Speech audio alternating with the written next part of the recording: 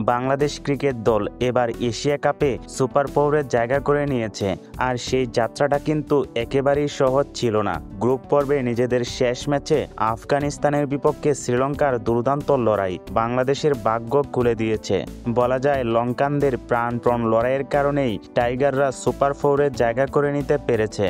কিন্তু ক্রিকেটে ভাগ্য কিংবা অন্য দলের উপর নির্ভর করে বেশি দূর যাওয়া যায় না। একদিকে কৃতজ্ঞতা, অন্যদিকে মাঠের প্রতিদ্বন্দ্বিতা, দুটোই যেন মিলে মিশে যাচ্ছে এই লড়াইতে। শ্রীলঙ্কা সবসময় এশিয়া কাপে ভয়ঙ্কর এক দল। তাদের বোলিং অ্যাটাক, বিশেষ করে স্পিন বিভাগ, যে কোনো ব্যাটিং লাইন আপের জন্য বড় চ্যালেঞ্জ। সাম্প্রতিক সময়ে তারা দুর্দান্ত ছন্দেও রয়েছে।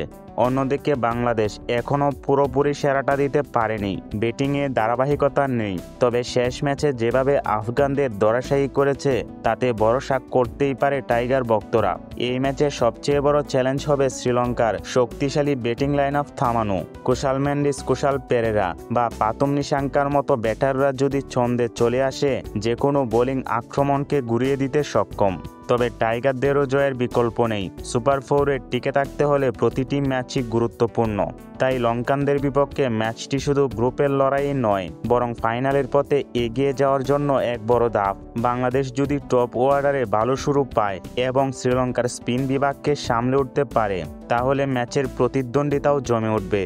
অন্যদিকে বোলাররা যদি শুরুতেই উইকেট তুলতে সক্ষম হয়, তবে লঙ্কান ব্যাটিং লাইন আপকেও চাপে ফেলা সম্ভব। সব মিলিয়ে এশিয়া কাপের এই সুপার ফোর ম্যাচে দুই দলের লড়াই হবে সমানে সমান। মাঠের লড়াইতে কৃতজ্ঞতার কোনো জায়গা নেই, যেখানে কেবল লড়াই হবে জয়ের জন্য, এগিয়ে যাওয়ার জন্য।